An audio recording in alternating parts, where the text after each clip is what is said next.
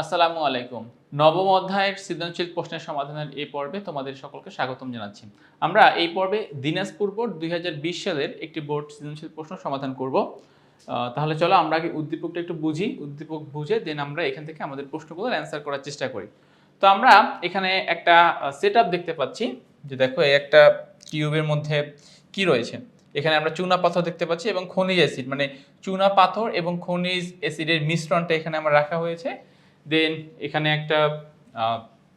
একটা gas jar রয়েছে।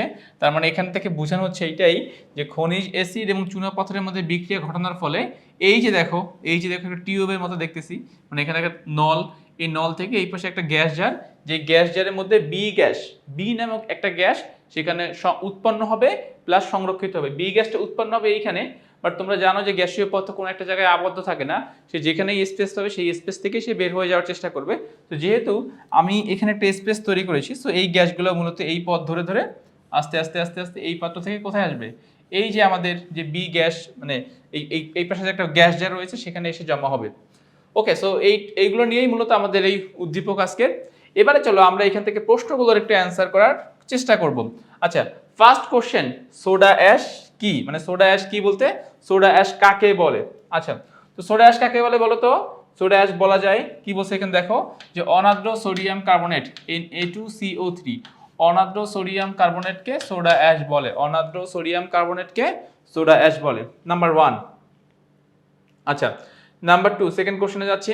Second কোশ্চেনে কি বলছে দেখো, তাহলে সোডা অ্যাশের সংজ্ঞাটা এক লাইনে শেষ, অনার্দ্র সোডিয়াম কার্বনেটকে সোডা অ্যাশ বলে। সেকেন্ড কোশ্চেন দেখো কি বলতেছে এখানে, যে সকল খনিজই আকরিক নয়, মানে খনিজ সবাই হতে পারবে বাট আকরিক সবাই হতে পারবে না, এটাই বোঝাতে চাইছে যে সকল খনিজই আকরিক নয়। এখানে খনিজ আমরা সবাইকে কমনলি খনিজ বলতে পারবো, বাট আকরিক সবাইকে আমি বলতে পারবো না। তো আসলে এখন শর্ত সাপেক্ষে কাদেরকে আকরিক বলতে পারবো, কাদেরকে পারবো না, কেন পারবো না, এই টাইপের পয়েন্টগুলো নিয়ে আমরা এখন এখানে আলোচনা করব। তো আমরা যাচ্ছি আমাদের সেকেন্ড কোশ্চেনে। দেখো এখানে কি বলতেছেন, এখানে বলতেছে যে যে সকল খনিজ থেকে, ফার্স্টে সংজ্ঞা আসো, যে সকল খনিজ থেকে লাভজনকভাবে ধাতু নিষ্কাশন করা যায় তাদেরকে আকরিক বলে। যে সকল খনিজ থেকে লাভজনকভাবে ধাতু নিষ্কাশন করা যায় তাদেরকে কি বলে? তাদেরকে আকরিক বলে, নাম্বার 1। তো শর্ত কিন্তু একটাই, যে আমরা খনিজ হওয়ার পরে যদি সেখান থেকে ধাতু নিষ্কাশন করতে পারবো, মানে অবশ্যই ওই খনিজটার মধ্যে মূল্যবান ধাতু বা মূল্যবান কিছু একটা থাকবে যেটাকে কিনা আমরা নিষ্কাশন করে পৃথক করতে পারবো। মূল্যবান ধাতু বলো বা অধাতু বলো, সেটা যদি সেখান থেকে যদি সেপারেট করতে পারি তখন সেটাকে আমরা খনিজ বলবো প্লাস আকরিক বলবো, দুইটাই বলবো। আর যদি না করতে পারি তাহলে আমরা সেটাকে শুধুমাত্র খনিজ বলবো, আকরিক আর তাকে বলবো না। আচ্ছা, এবারে দেখো নেক্সট পয়েন্টগুলো কি বলছে, যে সকল খনিজ থেকে ধাতু নিষ্কাশন করা যায় না, এটা ট্রু। মানে তুমি সব খনিজ থেকেই কিন্তু আকরিক যে বের করতে পারবা এরকম কোনো শর্ত নাই। তাহলে শুধুমাত্র যে সকল খনিজ থেকে লাভজনকভাবে সহজলভ্য উপায়ে ধাতু নিষ্কাশন করা যায় তাদেরকে আমরা কি বলবো? তাদেরকে আমরা আকরিক বলবো।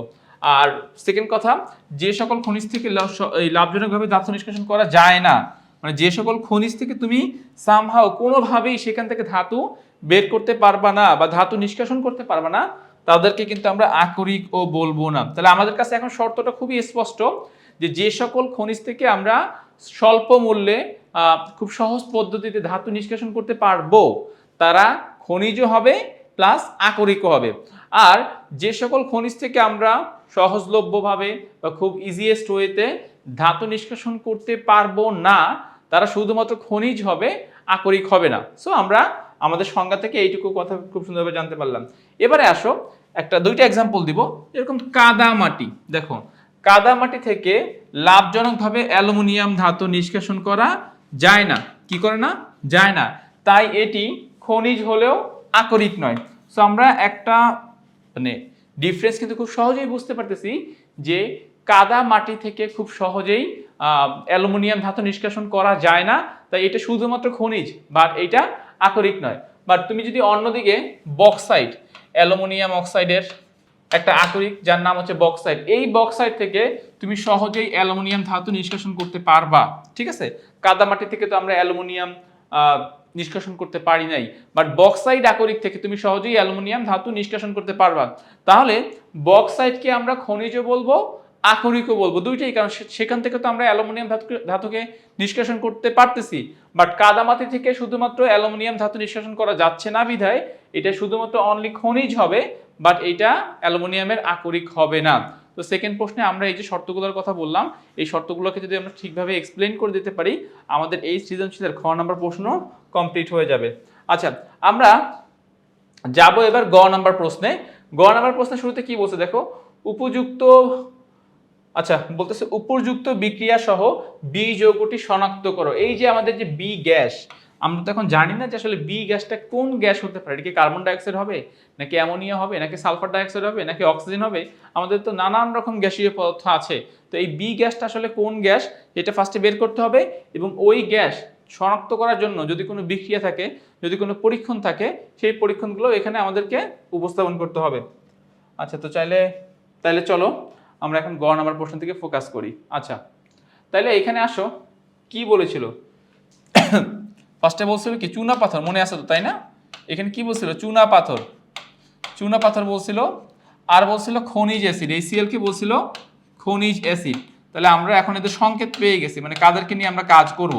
সো আমাদেরকে মনে রাখতে হবে খনিজ অ্যাসিড বলতে মূলত HCl বা হাইড্রোক্লোরিক অ্যাসিডকে বোঝানো হয়, আর চুনা পাথর বলতে মূলত কাকে বোঝানো হচ্ছে, ক্যালসিয়াম কার্বনেটকে। সো এখন বিক্রিয়াটা এই চুনা পাথর মানে ক্যালসিয়াম কার্বনেট ও হাইড্রোক্লোরিক অ্যাসিডের মধ্যে হবে। আচ্ছা, তো তাইলে এবার আমাদের নেক্সট কাজ কি দেখো, বিক্রিয়াটা কিভাবে হবে। ফার্স্টে তুমি ভাগ করো, ক্যালসিয়াম কি 2+, কার্বনেট কি 2-, আবার HCl এর H কি প্লাস, Cl হলো মাইনাস। নেক্সটে আমরা এই যে কার্বনেট মূলককে যে 2- বললাম, কার্বনেট মূলককে আমরা আবার দুইটা অংশে ভাগ করতে পারি। এক ভাগে যাবে কার্বন ডাই অক্সাইড, আর এক ভাগে যাবে অক্সিজেন আয়ন। এক ভাগে যাবে কার্বন ডাই অক্সাইড, আর এক ভাগে যাবে অক্সিজেন আয়ন। তাহলে টোটাল ব্যাপারটা এখন ক্লিয়ার যে ক্যালসিয়াম কার্বনেটকে ফার্স্টে আমরা দুই ভাগে ভাগ করব। একটা হলো ক্যালসিয়াম 2+, আর একটা হচ্ছে কার্বনেট 2-। আবার কার্বনেট 2- কে দুই ভাগে ভাগ করা যাবে, একটা হলো কার্বন ডাই অক্সাইড, আর একটা হলো কে অক্সিজেন আয়ন। আর HCl কে দুই ভাগে ভাগ করো, H+, Cl-। তার মানে আমার এখন পজিটিভ নেগেটিভ ভাগ করাটা ক্লিয়ার।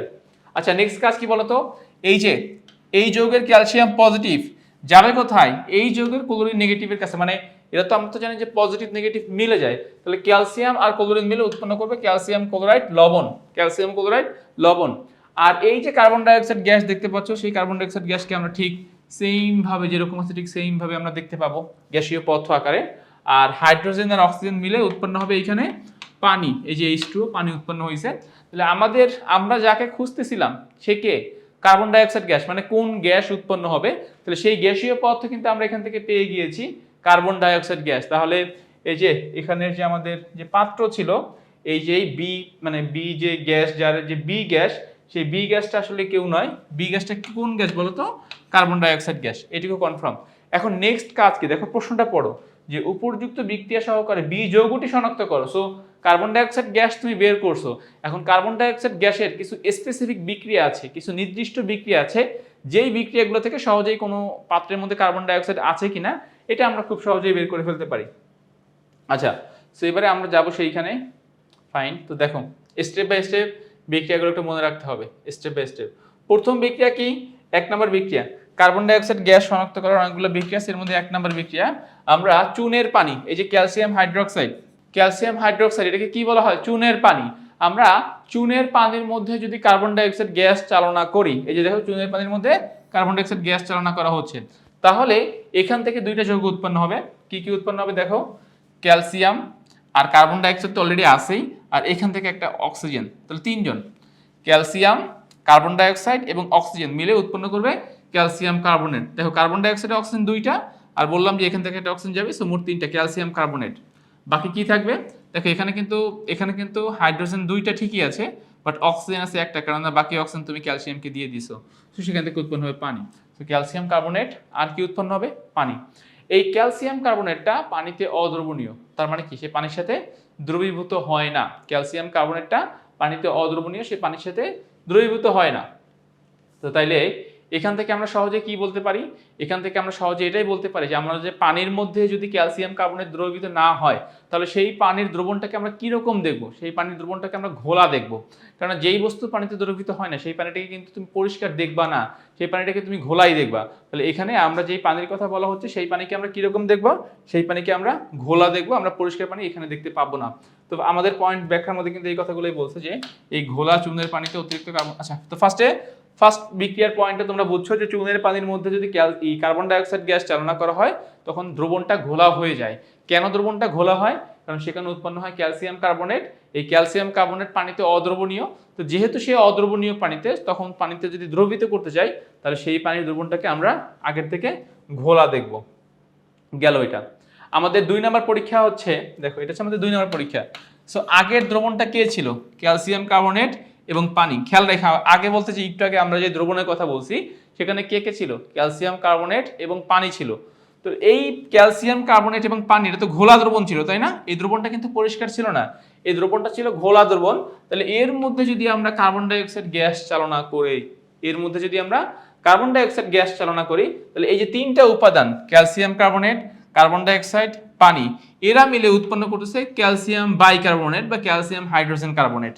তো এই ক্যালসিয়াম হাইড্রোজেন কার্বনেট আবার পানিতে দ্রবণীয়, এই বস্তু কিন্তু আবার পানির সাথে দ্রবীভূত হয়। তো যেই বস্তু পানির সাথে দ্রবীভূত হয় তাকে তো সেই দ্রবণটাকে তো ঘোলা, মানে সেই দ্রবণটাকে তো আমরা পরিষ্কার দেখি। যেরকম দেখো চিনি পানির সাথে দ্রবীভূত হয়, তো চিনিকে পানিতে গোলানোর পর পানিটা কিন্তু তখনও পরিষ্কার থাকে।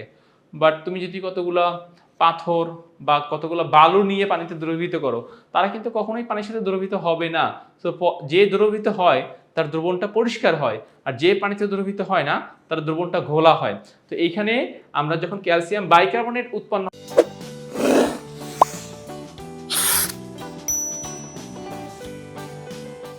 হবে অতিরিক্ত কার্বন ডাইঅক্সাইড গ্যাস চালনার ফলে, তখন আমরা আবার সেই পানির দ্রবণটাকে পরিষ্কার দেখতে পাবো। তো এটা হচ্ছে আমাদের গতে মোট 3টা বিক্রিয়া লাগবে। নাম্বার 1 বিক্রিয়ায় আমরা কার্বন ডাইঅক্সাইড গ্যাস শনাক্ত করব, আর কার্বন ডাইঅক্সাইড গ্যাস শনাক্ত করার পরে আমরা সেখানে 2টা বিক্রিয়া দিব। নাম্বার 2 হচ্ছে এই বিক্রিয়াটা ক্যালসিয়াম বাইকার্বনেট উৎপন্ন হওয়ার, আর নাম্বার 1 হচ্ছে এই বিক্রিয়াটা চুনের পানি আর কার্বন ডাইঅক্সাইড মিলে ক্যালসিয়াম কার্বনেট তৈরি হওয়া। তো ক্যালসিয়াম কার্বনেট তৈরি হওয়ার বিক্রিয়াটা হবে 1 নম্বর বিক্রিয়া, যেখানে আমরা ঘোলা দ্রবণ দেখতে পাবো। বাট এই ঘোলা দ্রবণের মধ্যে যখন তুমি অতিরিক্ত পরিমাণ কার্বন ডাইঅক্সাইড গ্যাস চালনা করবা তখন সেই ঘোলা দ্রবণটা আবার স্বচ্ছ হয়ে যাবে, যেটাকে আমরা 2 নম্বর বিক্রিয়া হিসেবে ব্যাখ্যা করতে পারবো। সো আমি আশা করতেছি তোমরা গ নাম্বার প্রশ্নটি বুঝতে পেরেছো। তো দেখো আমাদের ঘ নাম্বার প্রশ্নে কি বলেছে। ঘ নাম্বার প্রশ্নে বলেছে যে পরিবেশের উপর বীজগঠির প্রভাব বিশ্লেষণ করো। অর্থাৎ কার্বন ডাইঅক্সাইড গ্যাস পরিবেশের উপর যে ক্ষতিকর যে প্রভাব রয়েছে সেই ক্ষতিকর প্রভাবটাই ব্যাখ্যা করতে বলা হয়েছে। আচ্ছা, শুধুমাত্র ক্ষতিকর প্রভাব না, কিছু ভালো প্রভাব রয়েছে, যেরকম উদ্ভিদ সেই কার্বন ডাইঅক্সাইড গ্যাস গ্রহণ করে। আচ্ছা, আমরা যাচ্ছি, আমরা ঘ নাম্বার প্রশ্নে গিয়ে এটা আমরা বিস্তারিতভাবে আলোচনা করব। আচ্ছা, সো দেখো এখানে আসলে ওই পয়েন্টগুলো আগে, নেগেটিভ পয়েন্টগুলো একটু বেশি হাইলাইট করা হয়েছে। ফার্স্ট, কার্বন ডাইঅক্সাইড গ্যাসের ক্ষতিকর প্রভাব কি? যে কার্বন ডাইঅক্সাইড গ্যাস কি করতে পারে বলতো? পানির সাথে বিক্রিয়া করে একটা দুর্বল অ্যাসিড উৎপন্ন করতে পারে, যার নাম হচ্ছে কার্বনিক অ্যাসিড। যদিও এটা দুর্বল অ্যাসিড, কিন্তু কার্বন ডাইঅক্সাইড গ্যাসের পরিমাণ যদি বেড়ে যায় তখন এই অ্যাসিডের ঘনত্ব বেড়ে যাবে। অ্যাসিডের ঘনত্ব বেড়ে গেলে তখন সেখান থেকে আসলে পিএইচ এর মান কমে যেতে পারে। আর পিএইচ এর মান কমে গেলে তো বুঝে যে বিভিন্ন সমস্যার সৃষ্টি হতে পারে, যেরকম যে এখানে যে কথাগুলো মেনশন করেছে যে যদি পিএইচ এর মান কমে যায়, মানে দেখো অ্যাসিডের ঘনত্ব বেড়ে গেলে পিএইচ এর মান কমে যাবে। পিএইচ এর মান যদি কমে যায় তখন কি হবে? জলজ উদ্ভিদ মারা যাবে, কারণ পানির পিএইচ এর মান কমে যাবে, মাটির পিএইচ এর মান কমে যাবে, সব জায়গার পিএইচ এর মানই তো আস্তে আস্তে কমে যাবে। তো এই কথাগুলো এখানে বলতেছে যে জলজ উদ্ভিদ ও প্রাণীর জন্য তা বসবাসের অনুপযুক্ত হয়ে যায়। ছোট মাছ এবং প্লাঙ্কটন জাতীয়, প্লাঙ্কটন মানে কি? পানিতে যে ক্ষুদ্র ক্ষুদ্র যে ছোট মাছ থাকে, যে শৈবাল জাতীয় যে পদার্থগুলো থাকে সেগুলো অ্যাসিড বৃষ্টির ফলে মারা যায়। জলাশয়ের পানি অ্যাসিডিক হয়ে যাওয়ায় মৎস্য উৎপাদন ব্যাহত হয়। তার মানে এখানে কিন্তু মেজর একটা পয়েন্ট তুলে ধরা হয়েছে যে কার্বন ডাইঅক্সাইড গ্যাস যদি বেড়ে যায় তখন সেই কার্বন ডাইঅক্সাইড গ্যাস বৃষ্টির পানির সাথে বিক্রিয়া করে কার্বনিক অ্যাসিড উৎপন্ন করবে, যার ঘনত্ব বেড়ে যাবে।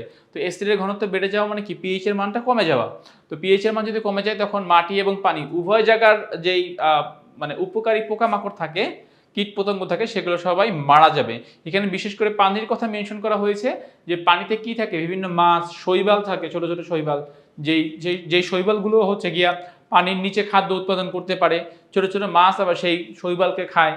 তো এভাবেই কিন্তু একটা পুকুরের বাস্তুতন্ত্র গঠিত হয়, সবাই কিন্তু এখানে ইম্পর্টেন্ট ভূমিকা পালন করে।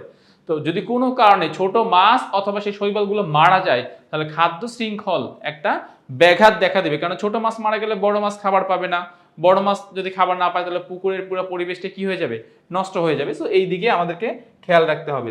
আচ্ছা, নাম্বার 2 যেই কথাটা বলেছে দেখো, এটাও একটা নেগেটিভ পয়েন্ট, যে বৈশ্বিক উষ্ণায়ন, মানে যেটাকে আমরা আমাদের ভাষায় বলি গ্লোবাল ওয়ার্মিং। তো আমরা তো সবাই জানি যে পৃথিবীর তাপমাত্রা এখন ডে বাই ডে বেড়ে যাচ্ছে, এবং এই ডে বাই ডে বেড়ে যাওয়ার অন্যতম একটা কারণ হচ্ছে কার্বন ডাই অক্সাইড গ্যাস। আচ্ছা, তো আমি তোমাদেরকে একটা এক্সাম্পল দিয়ে একটু এই পয়েন্টটাকে একটু ব্যাখ্যা করানোর চেষ্টা করি যে কার্বন ডাই অক্সাইড কীভাবে এখানে ভূমিকা পালন করে। দেখো, সো ধরো ধরো এই আমাদের ভূপৃষ্ঠ, এখানে বাড়ি ঘর আছে, এখানে গাছপালা আছে, অনেক কিছু আছে।